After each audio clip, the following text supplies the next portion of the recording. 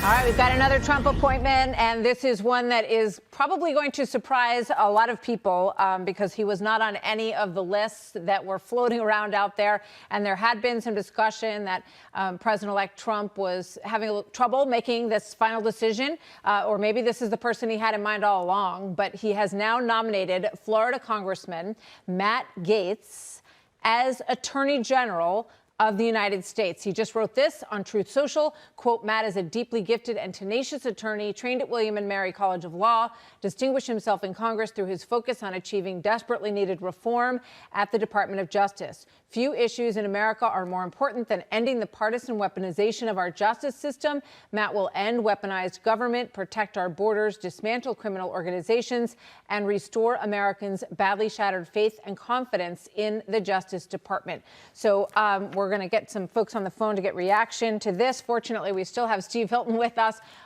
Steve, you know, we have been all kind of looking at different people that we had heard were in the mix for this position. And no doubt this is a surprise to a number of them who thought they were in the running. Your thoughts?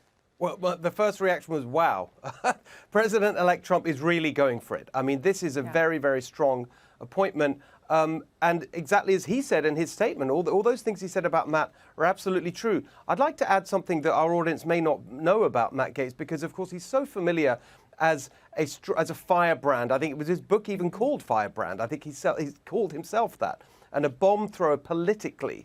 But actually, he's very, very smart on policy. I got to know that when I'd have him as a guest on my show over the years. I remember the very first time he came on my show, and we had him on for a particular topic, and during the break, I asked him about the next thing that we were going to discuss. It was a completely unrelated topic.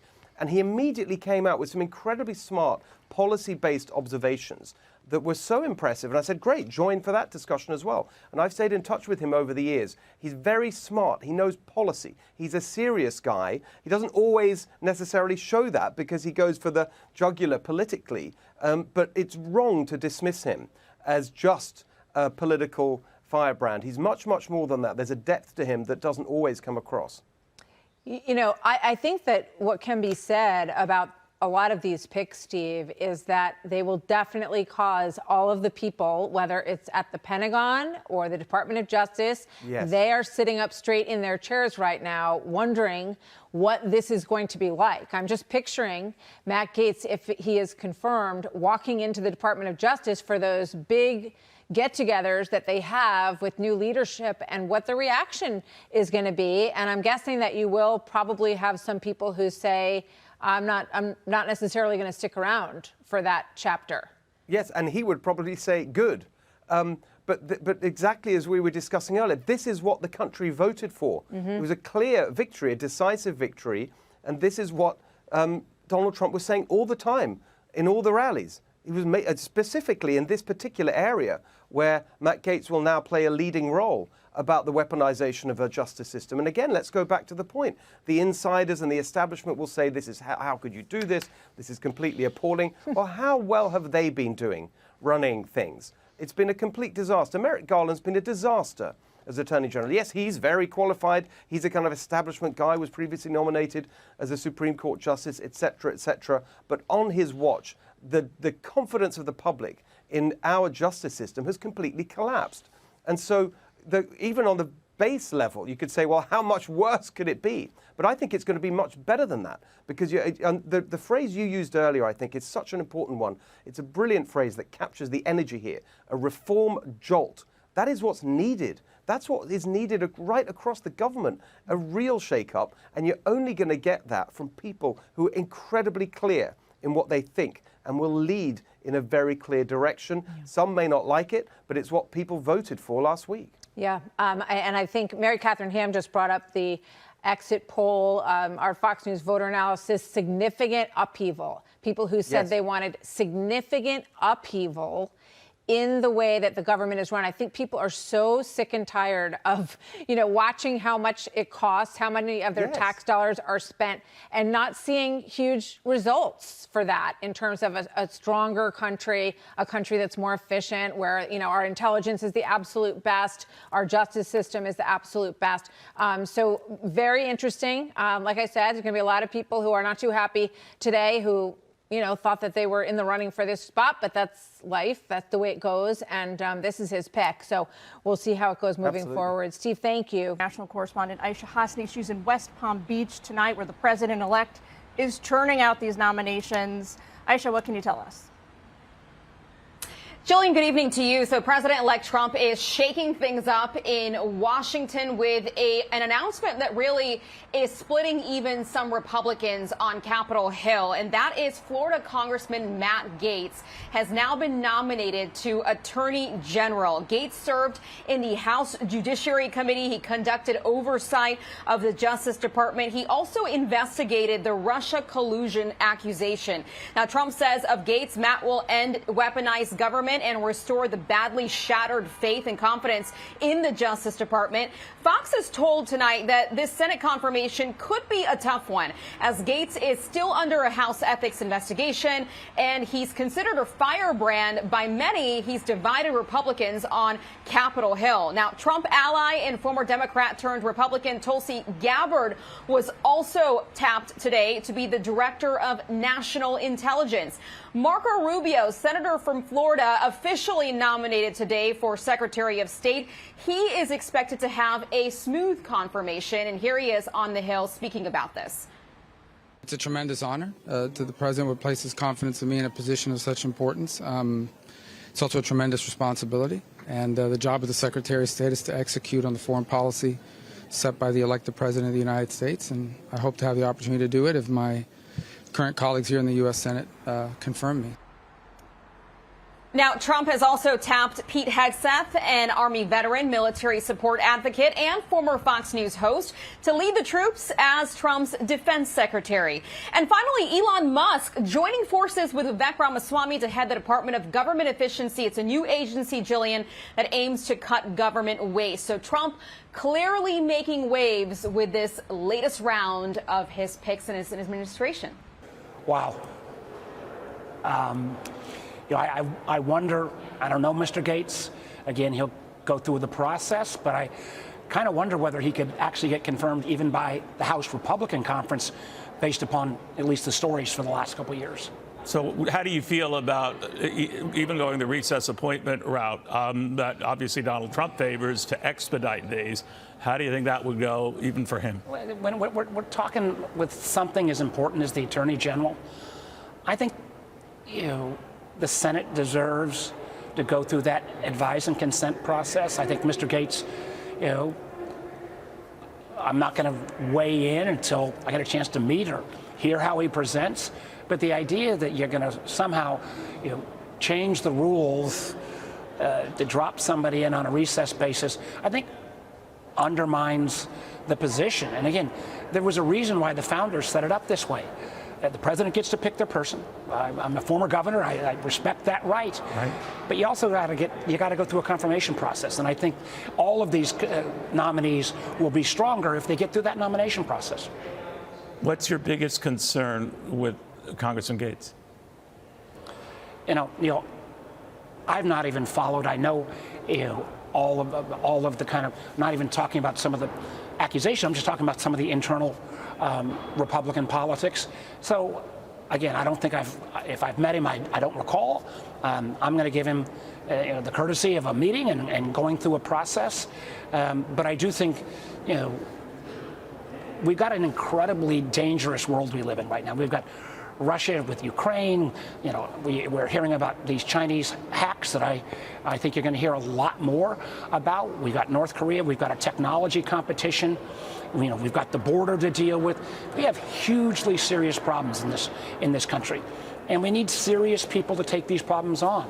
And President Trump, is somebody that I didn't agree with, but he's the president-elect. I'm going to see where I can support him. But I think part of the showing seriousness is who you put into these positions, because they're not all solvable with, the snap of a wrist. Well, as you know, Republicans have said the Justice Department under Merrick Garland has hardly been fair, that it was weaponized to go after Donald Trump and others. What do you think when you hear that? And this is Donald Trump's answer for that.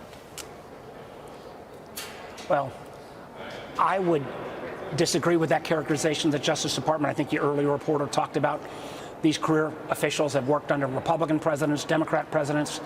If there was evidence of outlandish behavior, it should be gone after. I'm fine with that. But I don't think we've seen on a factual basis. But I also think at the end of the day, as I think others have said, I think maybe, again, your reporter said, Mr. Gaetz was not on anybody's bingo card for that position. The anchor and chief legal correspondent joining us by phone. Shannon, welcome. Good to have you with us. Your thoughts on this? I do think, as you all have been discussing, that the Senate confirmation issue is going to be a real one. I do think that, listen, Matt Gaetz has clearly been a staunch supporter of President Trump with no wavering whatsoever. And I almost wonder if this is sort of an opening bid from President Trump, now President-elect Trump, saying, I'm going to go all the way to the wall and give you Matt Gaetz' nominee, to maybe get to somebody that will be a little bit more palatable to the Senate, almost like this is the opening bid, but knowing it would be an extremely tough uphill battle. I mean, he quit cooperating with that House Ethics Committee and said that the fix was in. He felt like it was a hit job. He wasn't going to participate with it anymore. So he is used to taking on these really nasty fights on Capitol Hill and elsewhere. He has not backed down from them. He's the kind of fighter that President Trump wants. Remember when he had Jeff Sessions as his AG? They clashed a lot because President Trump felt like Jeff Sessions, who was supposed to be a neutral arbiter of the law as the Attorney General and act in an independent way, was not nearly defensive enough of him or acting enough in his interest as president.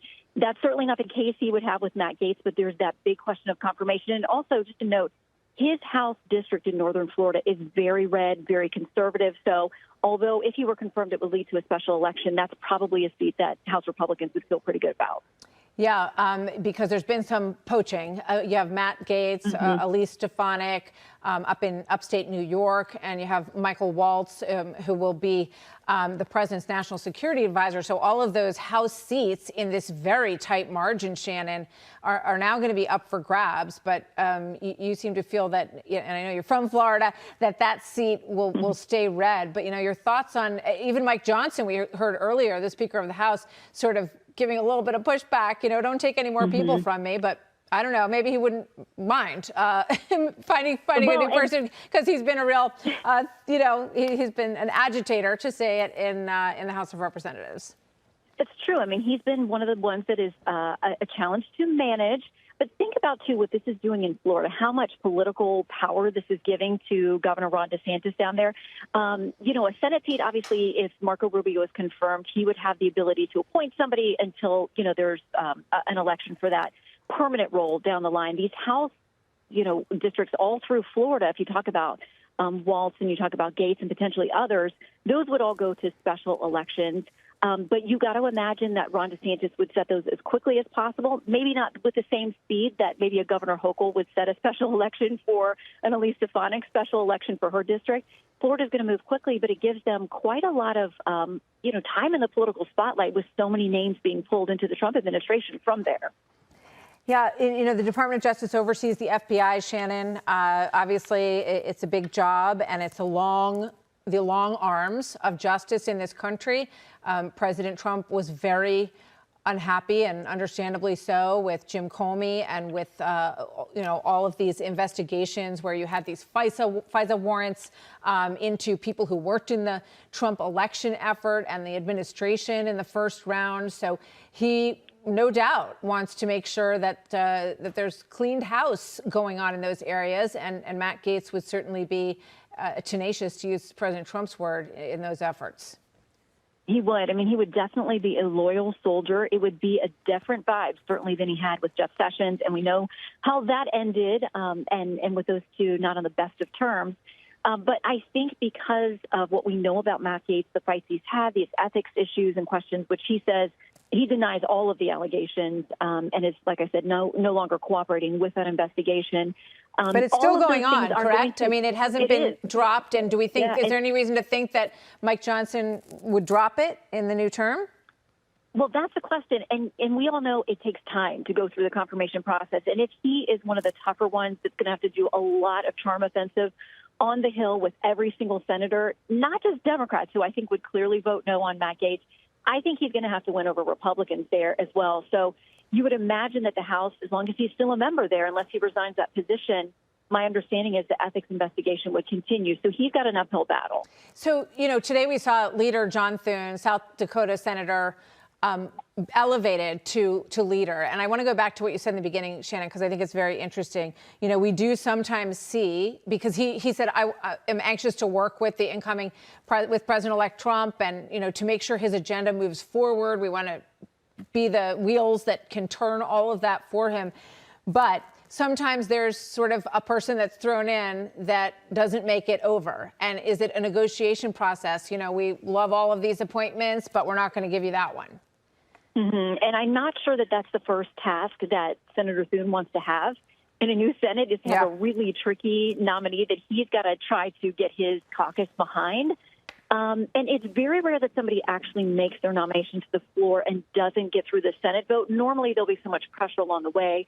They'll read the tea leaves. They know they can't get to the vote. And so what will happen is they drop out. But there have been some that have gone to the floor and don't come out the way that the president who nominated them would have liked. But this is going to be one of those first tasks for Stone that's going to be a lot tougher than, say, Marco Rubio to state. So what do you expect in terms of the FBI, Christopher Wray? What happens with the area of oversight that this AG would have? Yeah, that's going to be really interesting to see if Wray himself at some point decides to fight to stay in the mix or to walk away from the position. Mm-hmm. He's been very well respected. He's got plenty of critics within President Trump's world who feel like he could have done a better job, that the FBI has been overbearing when it's come to issues involving Trump. But with, talk that Jack Smith is going to step away, that the DOJ is going to pare down, all of these different big players come into the mix. What does Christopher Wray do at this point? He's been somebody who along the way has been warning about things that President Trump cares about, that the border is a mess, that the red lights are flashing, that the terror threat is real. So they definitely have some commonality on, points that they've said Washington has got to address that are a mess. So do they find common ground in those things, or are there such a bad taste with regard to the DOJ and the FBI and Trump world that Christopher Wray is persona non grata moving forward? I'll just point out, we're watching the Trump plane. It's in West Palm Beach. It just landed. We're waiting for President-elect Trump to deplane. Lay out for everyone at home, Shannon, in terms of what would be the priorities for this attorney general, given what we know about the Trump agenda. Obviously, you have this mass deportation issue that is underway, and having the power to do that, having the law on your side to do it. And then when it comes to the issues of executive powers and the power of the presidency, that really falls more to the White House counsel, correct? Right. And so I think with the DOJ, you're going to see whatever they do on mass deportation, I think we all know is going directly to court. I feel like the lawsuits are probably already being drawn. Immigrants' rights groups have already said we plan to challenge everything that happens. And so the DOJ is going to be doing a lot of defense on these policies, and I think there's going to be a lot of legal battle over the priorities with the border and with other issues. So it's going to be a very busy time. But, President Trump has said, I want the DOJ to be free of lawfare and political bias and the ways that he believes it's been used against him. And his supporters certainly are going to be about an attorney general that will be in complete lockstep with him on that. Yeah. His critics have said he's going to put his enemies in jail. He's going to use federal agencies to go against his enemies. So that's what they're going to be suggesting would happen with Matt Gaetz, who has been so defensive of President Trump. But he's a member of Congress, and he has done a lot of work that, goes outside of just his defense of President Trump.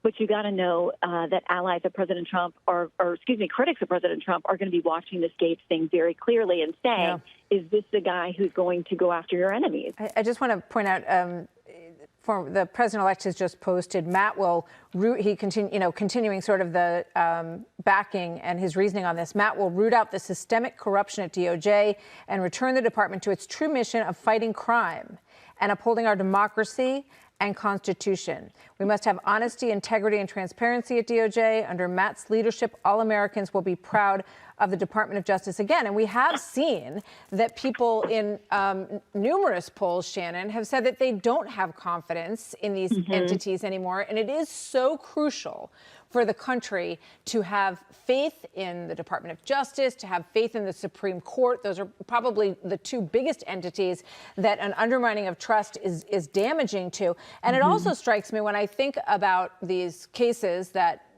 Trump was fighting all these years, a number of which generated in the FBI and the Department of Justice under President Biden. And at the same time, people were pointing to what was going on in some of these cities across the country and saying, why isn't the Department of Justice focused on the actual crime that's happening in my neighborhood and in my city? And why are they devoting all these resources to this? And all of it has now fallen apart, with one exception. We're waiting for one more New York issue. You're right. And I think that, you know, when you look around at how the Trump team is tackling things this time around, I think you and I both know it's very different than 2016 when they were coming in the door. I was with the Trump team in New York on Election Day 2016 and very much felt like they did not actually think they were going to win. Maybe they did, but man, they were really telegraphing, well, we've started an important conversation, not we can't wait to show up at the White House in a couple of months. This time around feels exceptionally different. They've dealt with DOJ. They've been on the receiving end. They've been on, you know, the president's been, as the executive, he's been overseeing these departments.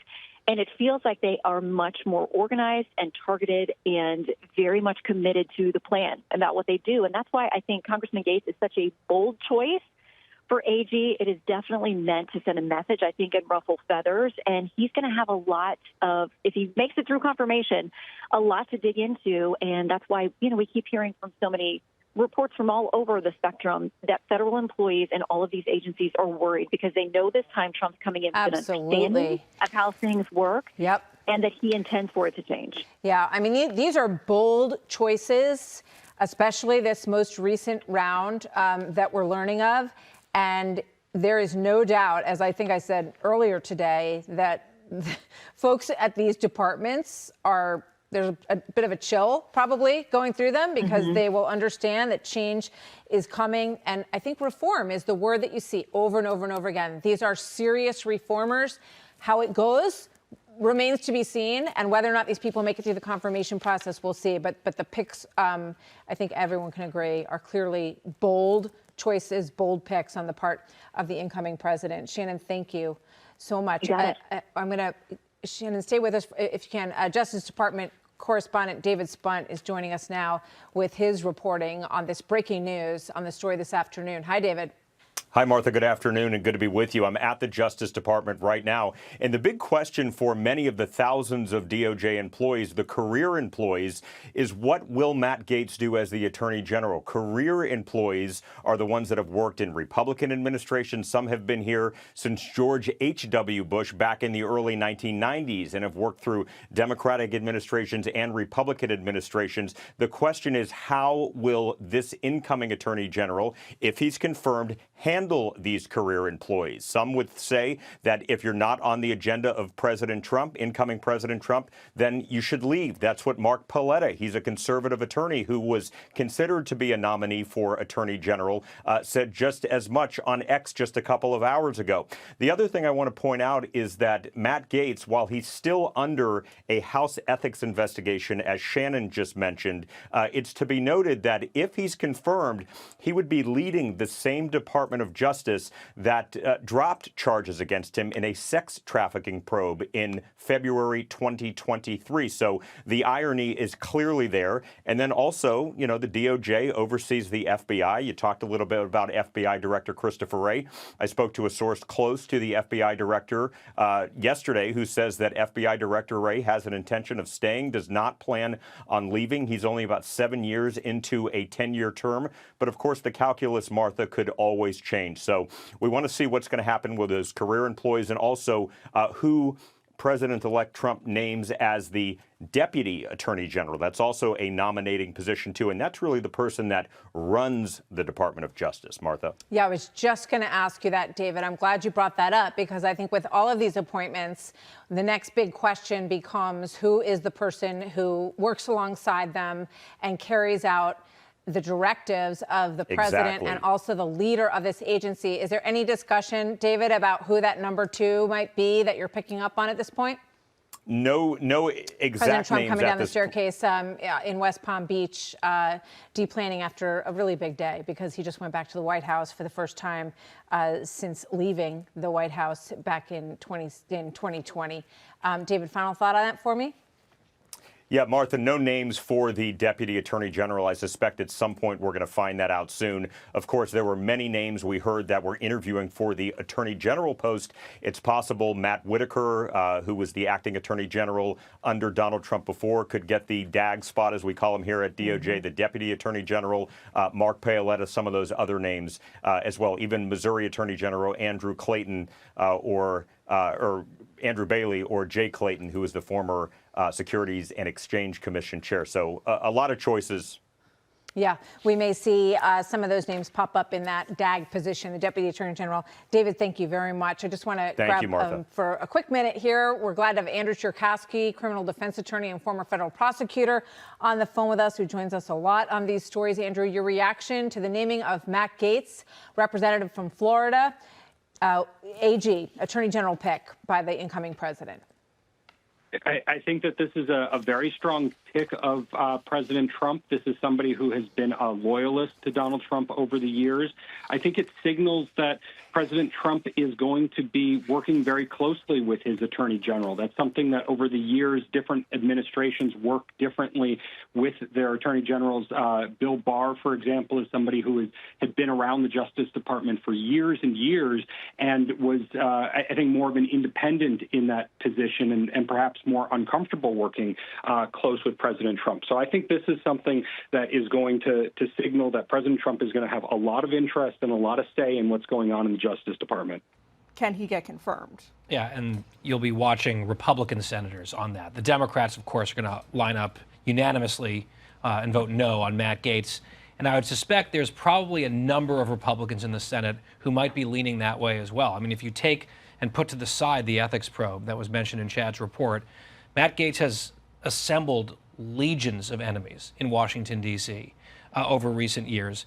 They talk about baggage in politics. He's got a pile of luggage to deal with potentially. So at the very least, if it goes to a confirmation hearing, it would be a wild scene. And I think it could be early and divisive among Republicans, which may not be something that they're terribly eager to go through at the very onset of a new administration. But we'll see how deeply Trump might want to dig in on this one. Byron, to that point, take a listen to Senator Shelley Moore Capito on with Neil earlier today, what she had to say about it. What we have to look at is the experience that President-elect Trump has had with the Department of Justice. He has been prosecuted over and over again on some very flimsy terms and just sort of reworking the wheels of justice to be tilted away from him. And I think that's what he's reflecting in a pick that is sort of raising eyebrows across the nation in some ways. There are, to her point, very few people in Washington, Byron, who are going to take on the task of real DOJ reform in the specific way that the president-elect wants it. Yeah, well, what the senator said can be true, and Matt Gaetz can still be a terrible pick. And I do think it was a terrible pick. And we don't know the status of the House Ethics Committee investigation into alleged misconduct. We do know the Justice Department investigated and didn't charge him with anything.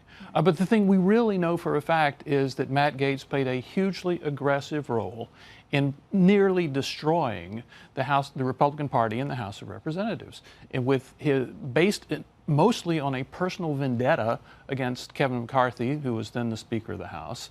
And I mean, he's very lucky that the House has no role in confirmations because, as Guy said, he's got enemies all over the place. And the reason he has those enemies was that the things he did were so damaging for no good reason.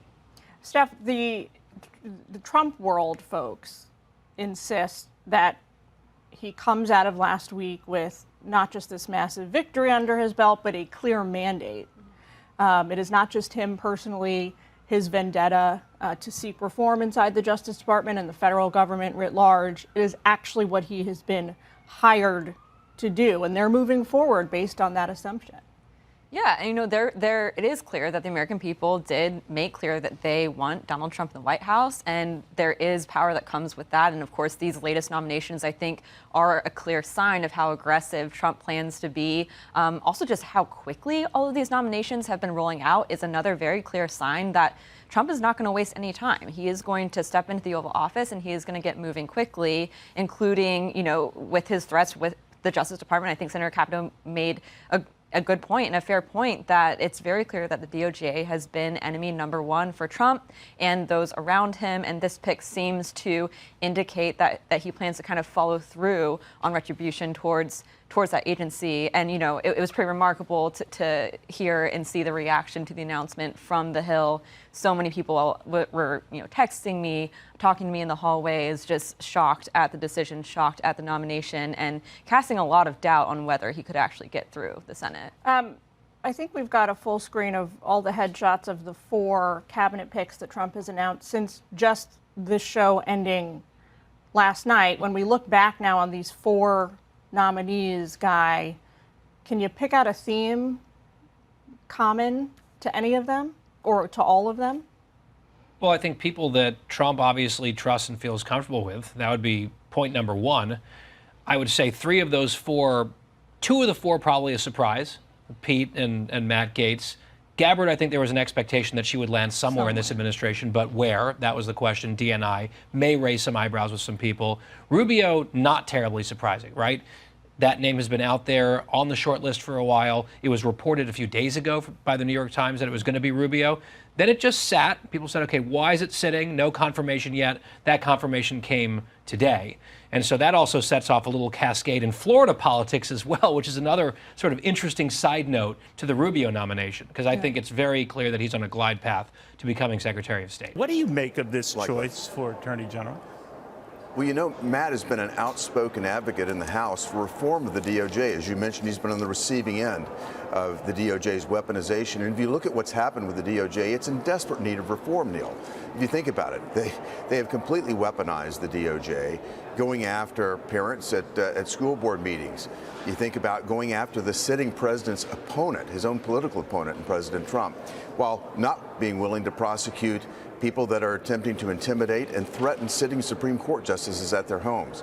The DOJ needs significant reform, and Matt has been, again, an outspoken advocate to do just that. Now, obviously, the president passed over then other names that had come up here, Utah Senator Mike Lee among them. I don't know where it landed, where this was the ultimate choice. A lot of people said it would be very hard for him to get Senate approval, even in a Republican Senate. Do you buy that? I don't buy it. I mean, I know the Democrats are clutching their pearls right now, and they're very, very upset about everything. But if you think about how they have weaponized the DOJ, this is a situation that needs serious reform. And again, Matt has done a lot of work in this area. I can understand why Trump appointed him. Do you think that the Attorney General, though, in this particular case, as Democrats seized on this, a couple of Republicans were concerned, and they said, almost for a man or woman, not all of them, that this is not the guy to be put in that particular position, because the cynical view is that he would be doing Donald Trump's bidding and not serving the Constitution. What do you think of that?